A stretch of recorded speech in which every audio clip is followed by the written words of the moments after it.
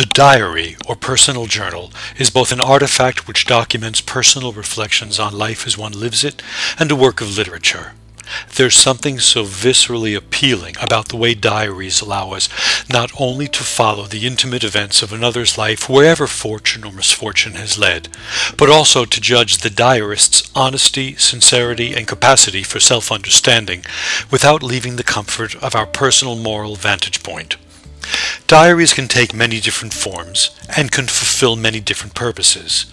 They can be logs that mark one's progress through life, what Vivian Cerfati calls the excruciatingly detailed descriptions of the trivia of everyday life or the painful soul-searching engaged in, day out, as well as repositories for the ideas of those who, in the words of Thomas Mallon, are serving or opposing things larger than themselves, causes, tyrannies, revolutions, obsessions, anonymous prejudices, armies, and secret police.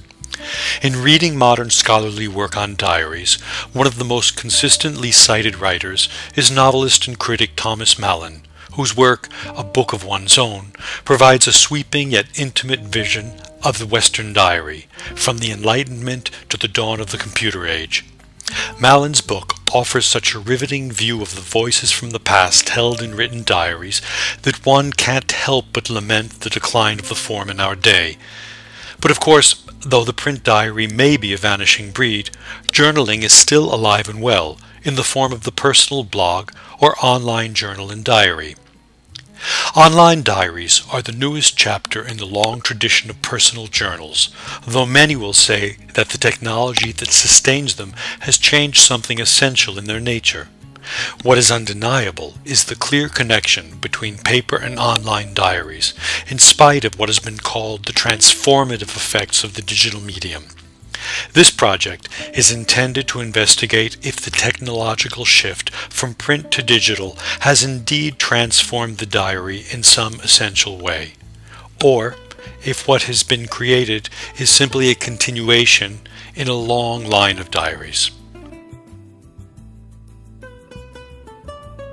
In attempting to define the genre of the diary, some scholars, like Steinitz, characterize it not by its content, but rather by its composition process and form, insofar as it is written more or less at the same time as the events or thoughts it describes, is composed in discrete segments over time, and describes the author's reflections on his own experiences.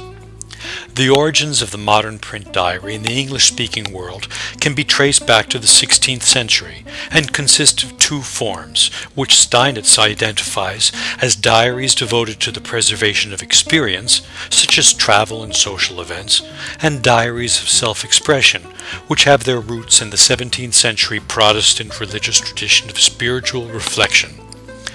The terms journal and diary are, for all intents and purposes, synonymous, though some scholars, like Elizabeth Johnson, make a clear distinction between the two, clarifying that a journal is actually a log of activities, while a diary is a log of feelings.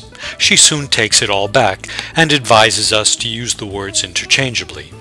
Mallon also supports the synonymy of the two terms, pointing out that the French journal intime is the equivalent of our English language diary, and quoting no less an authority than Samuel Johnson, who defines the diary as an account of the transactions, accidents, and observations of every day, a journal.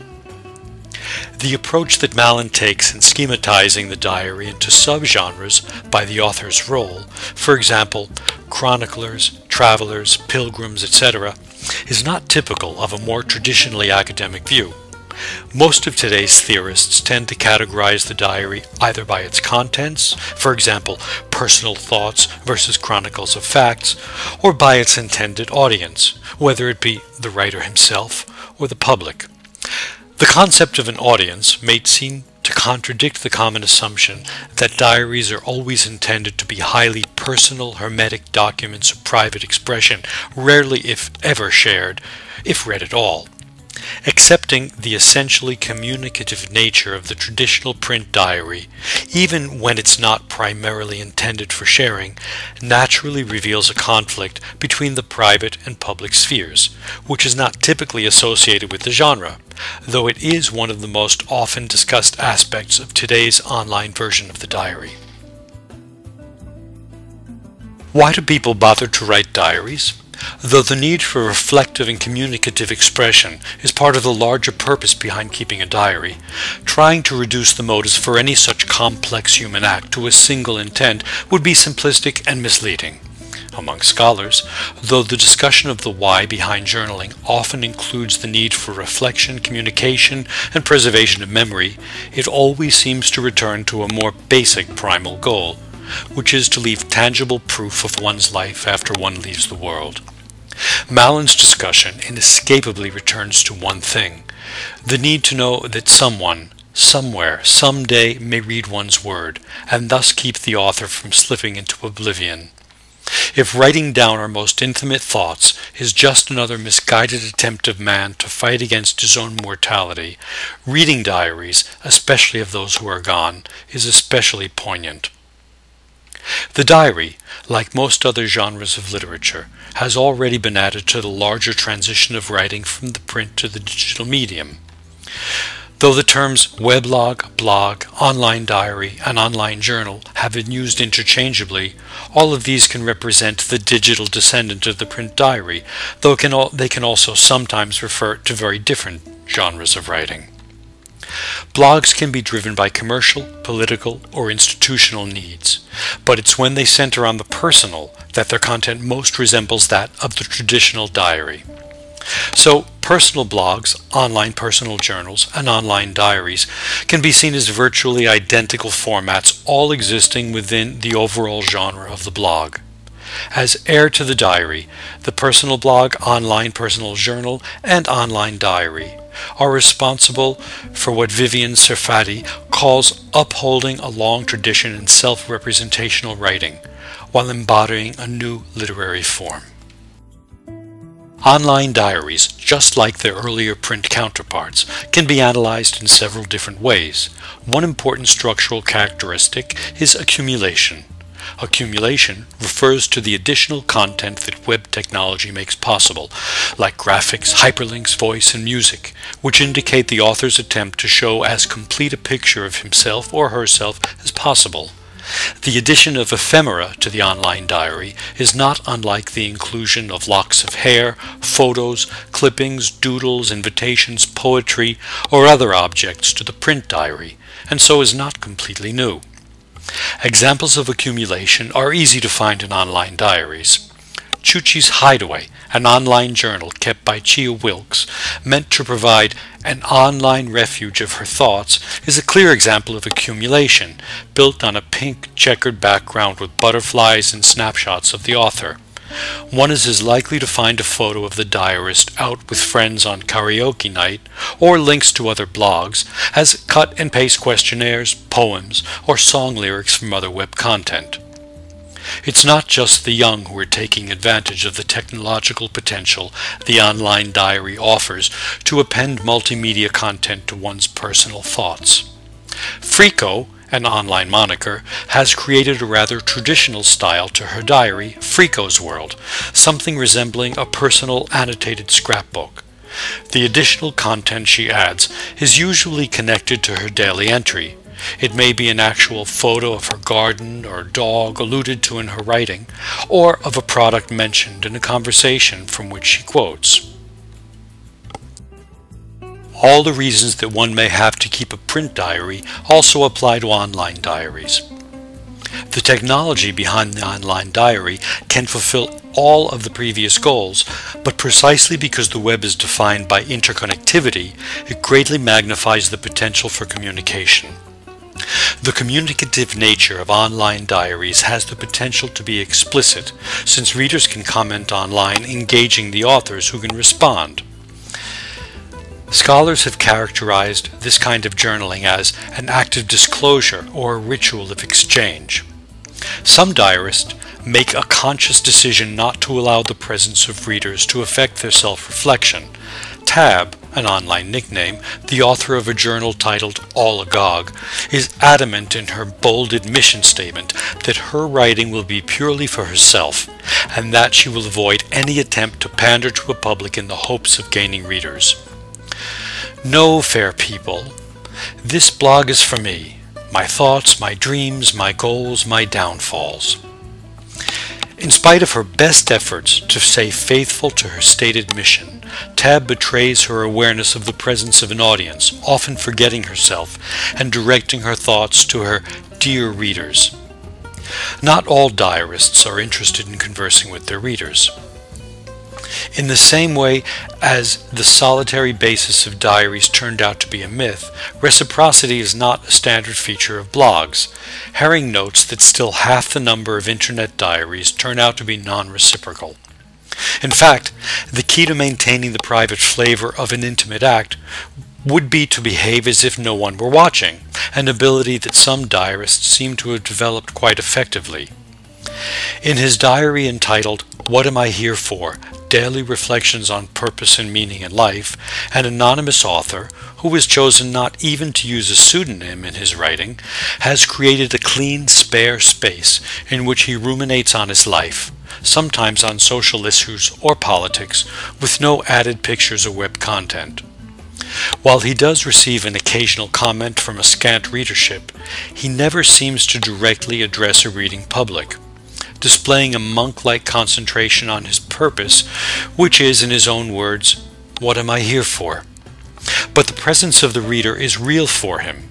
He imposes a self-filtering process on his own making on his writing, limited to what is civilized enough for public consumption, and what I hope won't sound too much like pretentious rubbish. In an era in which so many people share the most personal aspects of their lives through a range of communication media, from reality shows to personal web pages, it seems ironic indeed that an online diarist should suffer even a moment's discomfort at publishing a much more subdued form of self-expression. We have ample evidence of shifting notions of what's comfortably public and private in our lives, and it's precisely in this area that many see the inherent contradictions created by the communicative capabilities of the online diary. There has been a great deal of discussion about the public-private dichotomy that exists today in the media. Examples from politics and public life, such as President Clinton's sexual infidelities and the widely covered death of Lady Diana, illustrate the growing cultural phenomenon of the 1990s of private information becoming public. When filtered and disseminated among many people through connecting media, this has been called mediated voyeurism.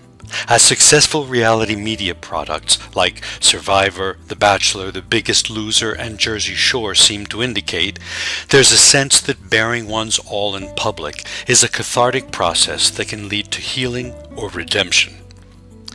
Maybe there's a link here that harkens back to the origins of the diary as an instrument of spiritual reflection, which, though not written for publication, in some religions was meant to be shared among other clergymen. There is a suggestion that thoughts, especially ones that appear to be symptoms of our frailties, can be cleansed if they are aired. Nothing so explicit as confessing to God for absolution, just the willingness to put it out there may be enough. The inherent conflict in making private information public, seen in the online diary, is therefore really just the same age-old dichotomy between the reflective and communicative functions seen in the traditional print diary. Paper diaries have often displayed this public-private dichotomy, which sometimes seems more an ambivalence toward complete privacy. The public and private contradiction is more manifest now that diaries are really public, though to what degree they are public is also defined by the diarists themselves. Regardless of the size of one's reader base, some online journals, which may contain extremely personal content, can retain all the intimacy of the traditional diary. But the vastly increased potential for public viewing is so great that the notion of privacy does need to be reconsidered, if not completely redefined. Diarists have always known that their most intimate thoughts were only as safe from prying eyes as their best hiding place or their strongest lock, which leads one to imagine that many writers are quite circumspect about what information they include. As Catherine Edwards, a pseudonym, fretted in her published Journal of Sexual Infidelity, "I wonder if women with living mothers have diaries." Not all online diaries are public. Some online journals are completely invisible or inaccessible to the public, making generalizations about them difficult. Online diaries can be viewed as a new literary form and analyzed for the information they provide about how today's Americans think. Surfity views the medium as having transformed the genre of the literary diary, redefining private and public and enabling personal reflection in a communicative sphere. In light of the contradiction that's always existed between the reflective and communicative aspects of the traditional print diary, the public nature of this private form of expression should not be seen as entirely new, though the potential for communication and public visibility are enormously increased in the digital world.